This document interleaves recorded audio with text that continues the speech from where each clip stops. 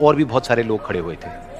उसने दुकानदार को कई बार बुलाया, लेकिन वहां पर भीड़ इतनी थी कि दुकानदार का ध्यान उसकी तरफ गया ही नहीं। और फिर उस बच्ची को थोड़ा सा गुस्सा आया तो उसने अपनी मिट्टी की गुल्लक ले करके वहीं काउंटर पर जोर से रख दी, जिसके बाद में जो दुकानदार था और जितने भी लोग खड़े थे वो सब उस बच्ची की तरफ देखने लग गए। और फिर उस दुकानदार ने उस बच्ची से पूछा, बेटे आपको क्या चाहिए? तो वो बड़े ही भोलेपन से बोली कि मुझे एक चमत्कार चाहिए। ये सुन करके दुकानदार को कुछ समझ नहीं आया, ना ही वहां पर जो लोग थे उनको कुछ समझ में आया, और सब उसकी तरफ देखने लग गए। फिर दुकानदार ने बोला, बेटे चमत्कार तो यहां पर नहीं मिलता है। तो बच्ची को लगा कि वो उससे झूठ बोल रहा है, तो बच्ची ने कहा कि मेरी गुल्लक में बहुत पैसे हैं, आप बताओ आपको कितने पैसे चाहिए, लेकिन मैं आज यहां से चमत्कार लेकर के ही जाऊंगी। तो वहीं काउंटर पे एक और आदमी खड़ा था, उसने उस बच्ची से पूछा कि बेटे क्यों चाहिए तुमको चमत्कार? तब उस बच्ची ने अपनी कहानी बताई कि अभी कुछ दिन पहले मेरे भाई के सर में बहुत तेज दर्द हुआ, तो मेरे पापा मम्मी उसको हॉस्पिटल ले गए। उसके बाद कई दिन तक मेरा भाई घर नहीं आया। तो मैंने कई बार अपने पापा से पूछा, लेकिन उन्होंने मुझे कुछ नहीं बताया। उन्होंने बार बार यही कहा कि वो आ जाएगा, वो कल आ जाएगा, वो कल आ जाएगा, लेकिन वो आ ही नहीं रहा था। तो मैंने देखा कि मम्मी रो रही है, और पापा मम्मी को कह रहे थे कि उसकी दवाइयों के लिए और उसके इलाज के लिए जितने पैसे चाहिए उतने मेरे पास में नहीं है, अब उसको कोई चमत्कार ही बचा सकता है। तब मुझे लगा कि अगर मेरे पापा के पास में इतने पैसे नहीं भी हैं तो क्या हुआ, मेरे पास में तो है। तो मैंने जितने भी पैसे जोड़ रखे हैं वो सारे लेकर के मैं इस दवाई की दुकान पर आई।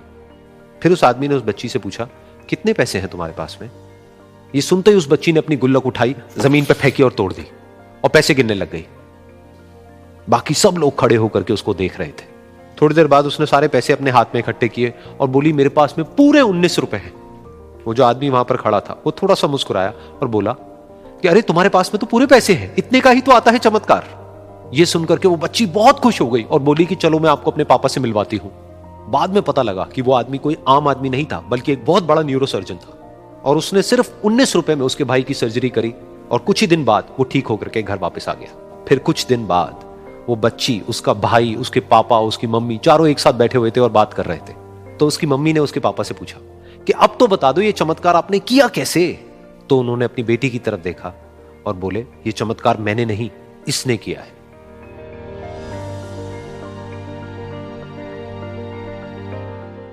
तो यहां पर एक बहुत बड़ी बात है जो हम उस छोटी सी बच्ची से सीख सकते हैं कि जिंदगी में कभी कभी ऐसा होता है कि हमको कोई रास्ता नजर नहीं आ रहा होता है और हम लोग हिम्मत हार जाते हैं। तब हमारे अंदर एक बच्चा होता है जो कोशिश करने से कभी भी पीछे नहीं हटता है। वो हार मानने को तैयार नहीं होता है क्योंकि उसको ना शब्द समझ नहीं आता है। वो बच्चा जिसके लिए कुछ भी नामुमकिन नहीं है, क्योंकि वो हर हाल में कोशिश करता ही रहता है।